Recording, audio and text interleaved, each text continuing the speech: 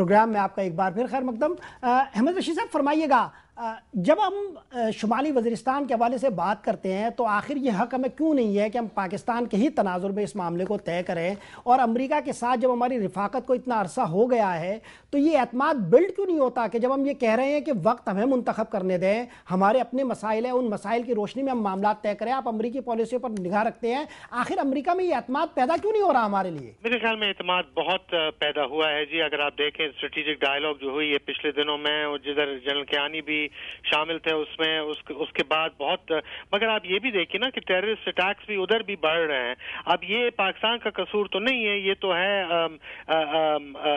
امریکی مسلمان جو ہیں وہ ادھر جو رہ کے کر رہے ہیں، مگر اتنا ہے کہ بہت زیادہ حد تک جو ٹیررسٹ اٹیکس پلاٹ ہوئے ہیں ادھر امریکہ میں، ایک تو وہ بڑے ہیں، دوسرے وہ زیادہ تر پاکستانی کو انوالو کرتے ہیں، جو پاکستانی اگر سٹیزن نہیں ہے تو ادھر پیدائش ان کی ادھر ہے۔ تیسری بات یہ ہے کہ ٹریننگ کے لیے وہ ادھر ہی آتے ہیں۔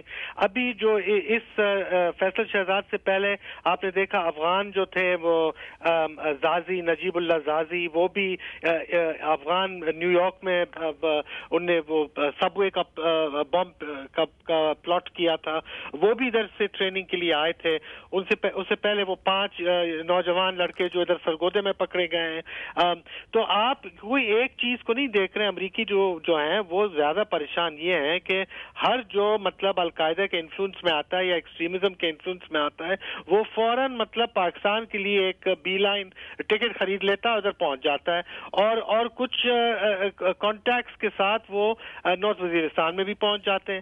تو یہ ایک ضرور ایک معاملہ ہے آپس دو ملکوں کے درمیان میں۔ احمد رشید صاحب، آپ ان تمام واقعات کو ایز اٹ از لے رہے ہیں جیسے کہ وہ بیان کیے جا رہے ہیں، لیکن ان تمام واقعات کے پیچھے کئی سوالات ہیں۔ سرگودا کے جس واقعے کی آپ نشاندہی کر رہے ہیں اس میں کئی سوالات ہیں۔ فیصل شہزاد کے معاملے میں خود کانگریس کی کمیٹی کل یہ کہہ رہی تھی کہ ہمیں وہ معلومات ہی نہیں دی جا رہی ہے جو آپ نے چارج شیٹ فریم کی ہے، اور انٹیلیجنس معلومات ہمیں دی ہی نہیں جا رہی۔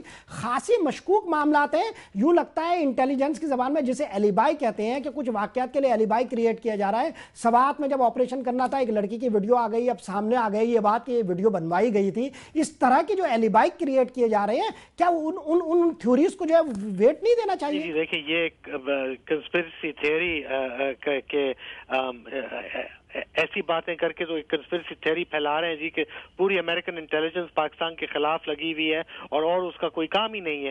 بھئی اگر ایک غلطی ہوئی ہے اس کے ساتھ، فیصل شہزاد کے ساتھ، تو باقیوں کے ساتھ ضرور اس میں تلخی ہوئی ہے اور غلط انفارمیشن ہوئی ہے، اور یہ اور غلط اور بیان ایک نے کچھ کیا ہے امریکن بیان، اور دوسرے بیان میں کوئی کسی نے سافٹ الفاظ میں کیا ہے، کسی نے سختی میں کیا ہے، مگر یہ کوئی شک نہیں ہے جی کہ ٹیررزم جو ہے وہ امریکہ میں بڑھ رہا ہے۔ اب امریکی مسلمان جو ہیں، اس سے میں پھر سے کہتا ہوں، پاکستان اس کی رسپانسبلٹی نہیں ہے، پاکستان رسپانسبل نہیں ہے، مگر بات 2-3 باتیں کہ زیادہ تر یہ پاکستانی ہیں، زیادہ تر یہ پاکستان پہنچ جاتے ہیں ٹریننگ کے لیے، اور اس حد تک تو ظاہر ہے کہ ایک ریلیشن شپ جو بڑھے گی امریکہ اور پاکستان کے درمیان، اس میں ضرور تلخیاں ہوں گی اور مشکلات ہوں گی۔ اگر دیکھیں ہم اگر پاکستانی جا کے امریکہ میں جا کے کوئی چیز کی ٹریننگ لے اور واپس ادھر آئیں تو ہم بھی اتنے ہی کرٹیسائز کریں گے۔ تو میرے خیال میں ہم نے بھی ذرا سوچ سمجھ سے کرنا چاہیے کہ ایک یہ جو القاعدہ کا جو لہر ہے، یہ افسوس کی بات ہے کہ یہ پھیل رہا ہے۔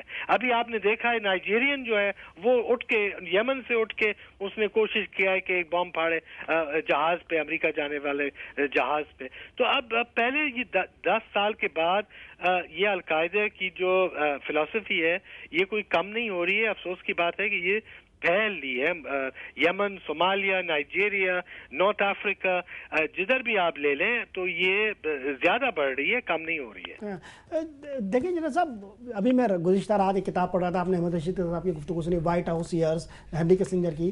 وہ کہہ رہے ہیں کہ پاکستان اور بھارت کے جو جنگ تھی 71 کی، اس میں جب ہم نے غیر جانبدار رہنے کا فیصلہ کیا تو دراصل یہ غیر جانبداری کا فیصلہ پاکستان کی مدد نہ کرنے کی پالیسی کا حصہ تھا، اس وجہ سے ہم نے غیر جانبدار رہنے کا فیصلہ کیا۔ پاکستان اور امریکہ کے تعلقات کی جو تاریخ ہے وہ بد اعتمادی کی تاریخ ہے۔ احمد رشید صاحب ہمیں مشورہ یہ دیتے ہیں کہ نہیں، ہمارے اپنے مسائل ہیں اور اس مسائل کو دیکھنا چاہیے، لیکن یہ ایک تاریخ بھی ہے۔ اس تاریخ کے تناظر میں یہ جو اتنے سارے حساس معاملات شروع ہو رہے ہیں، پھر ایک ایسی بڑی مزاحمت کا خدشہ اور خطرہ ہے، آپ کے خیال میں موجودہ یہ پالیسی زیادہ ٹھیک ہے کہ شمالی وزیرستان میں ہمیں آپریشن نہیں کرنا چاہیے، یا جیسا کہ احمد رشید صاحب کہہ رہے ہیں ہمیں اس تناظر میں فیصلہ کرنا چاہیے؟ ہمیں نظر آ رہا ہے کہ پاکستان کی سالمیت کو خطرہ ہے۔ جو مناسب بات وہ یہ ہے کہ وہ آپ نے فیصلہ کرنا ہے کہ چونکہ آپ کو یہ خطرہ ہے اس لیے آپ نے کب اس کے خلاف ایکشن لینا ہے۔ ان کو خطرہ ہے، وہ تو کہیں گے کہ ہمیں خطرہ ہے اس لیے آپ کچھ کریں، لیکن اتنی دیر سے کہہ رہے نہیں کہ انہوں نے آپ کو کہا کہ آپ عراق میں ہمارے ساتھ جنگ میں شامل ہوئے، آپ نہیں ہوئے، تو جو آپ کے مفاد میں ہوگا وہ آپ کریں گے، جو آپ کے مفاد میں نہیں ہوگا وہ نہ کریں گے۔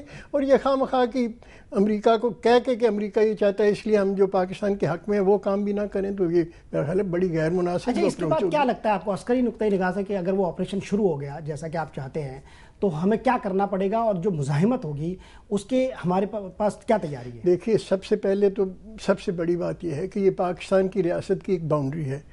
ویسٹ میں یہ باؤنڈری ڈیورنڈ لائن ہے۔ آپ کی باؤنڈری کے اوپر آپ کی حکومت کا کنٹرول اور ریٹ ہونی چاہیے۔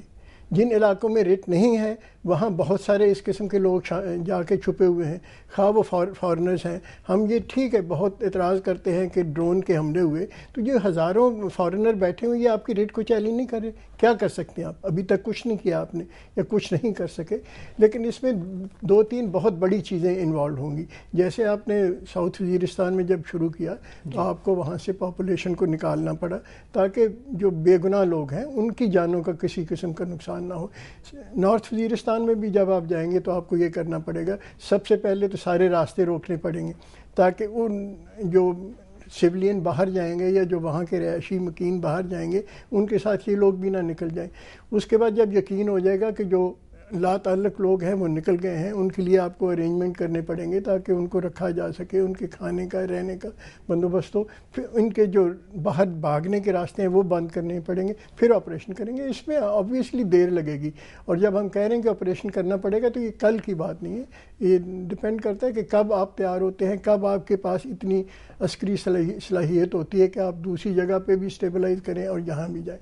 یہ چیز ہے جو فیصلہ کرنے والی، یہ نہیں کہ کریں گے یا نہیں کریں گے۔ شمالی وزیرستان میں ہونے والے آپریشن کے بعد کیا اس کے اثرات مرتب ہوں گے پاکستانی سوسائٹی پر، اور ہماری اس کے لیے کیا تیاری ہے؟ اس تناظر میں کچھ نئے سوالات اٹھائیں گے، مگر وقت ہوا ایک وقفے کا، حاضر ہوتے ایک وقفے کے بعد۔